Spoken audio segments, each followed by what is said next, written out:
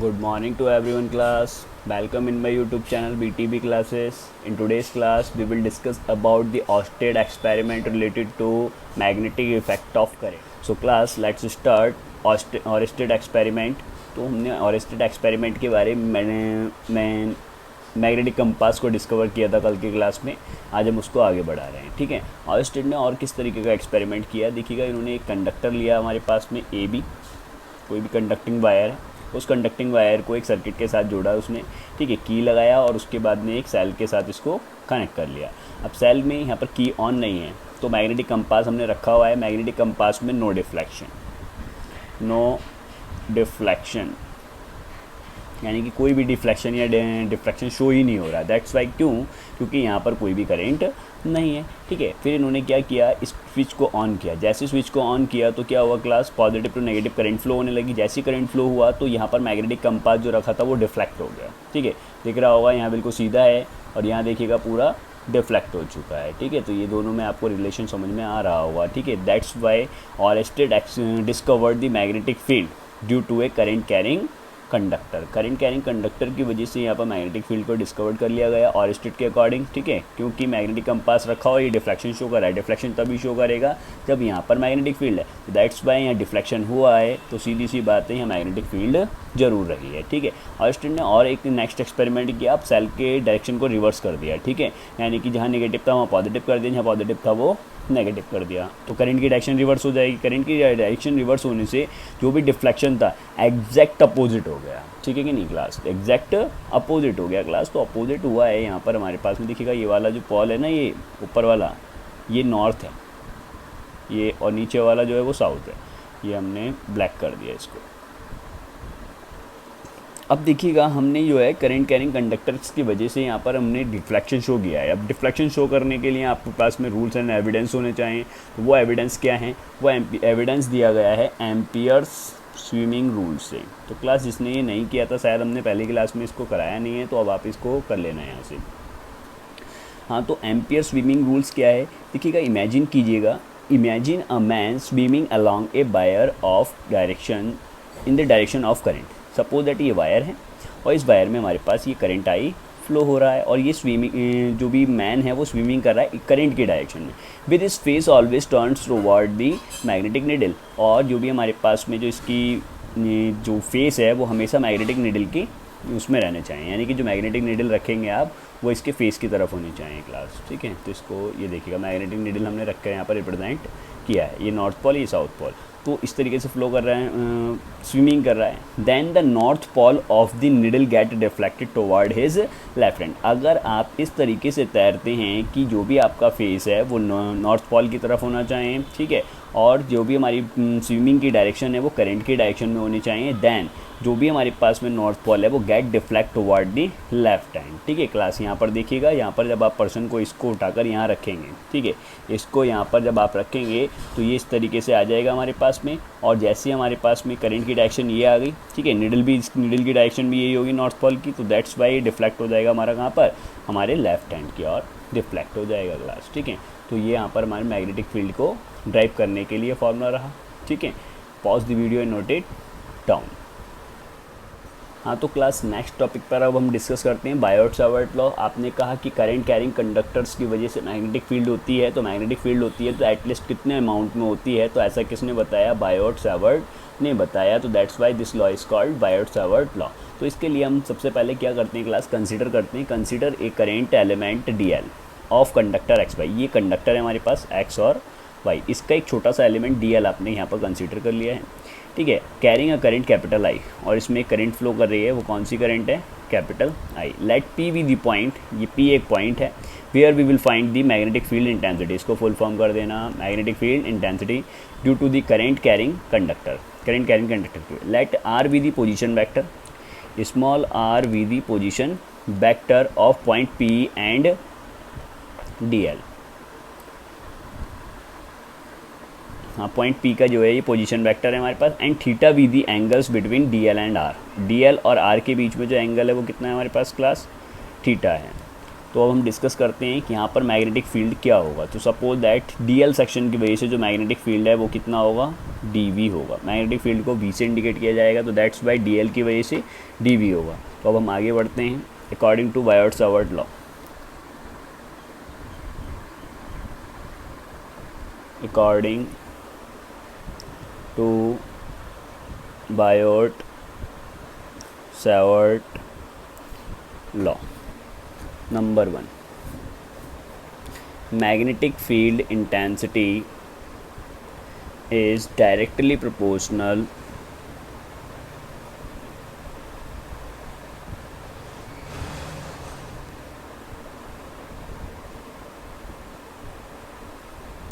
to the current in conductor. That's why dV is directly proportional to current, capital I. Question number 1, magnetic field intensity is directly proportional to current element.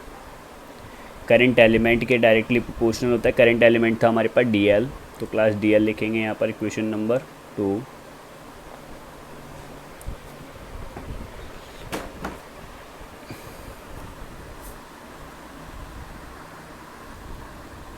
Magnetic field intensity is inversely proportional to the square distance between DL and P। DL और P की जो distance है उसके square के inversely proportional होता है, 1/r²। Equation number 3,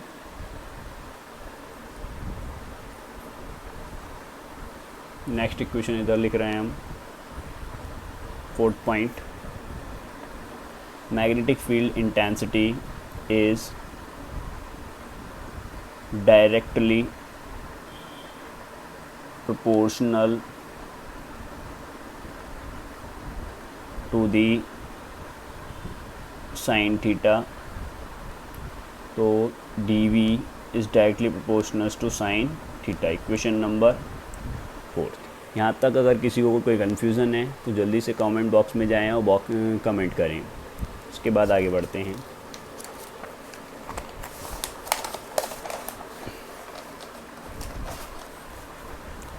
हाँ तो क्लास बाय इक्वेशन 1, 2, 3 एंड 4 कितना था, dV is equal to I dl sine theta upon r²। dV is equal to K constant आएगा, proportionality constant, sine theta upon r²। Equation number, where k is proportionality constant, k is equal to होता है class μ0 upon 4 where μ0 is the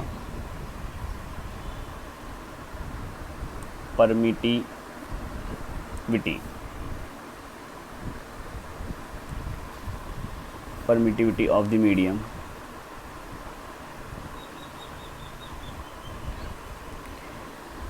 so guys dV is equal to कितना हो गया, μ0 upon 4 IDL sine theta upon r²। This is the expressions for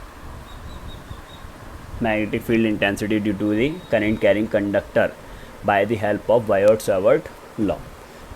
but class यहाँ पर जो हमारे पास में μ0 अपॉन 4 की वैल्यू हुआ करती है वो 10⁻⁷ हुआ करती है, और इसकी जो यूनिट है वो क्लास आएगी हमारे पास टेस्ला मीटर पर एम्पियर और वेवर मीटर इनवर्स पर एम्पियर।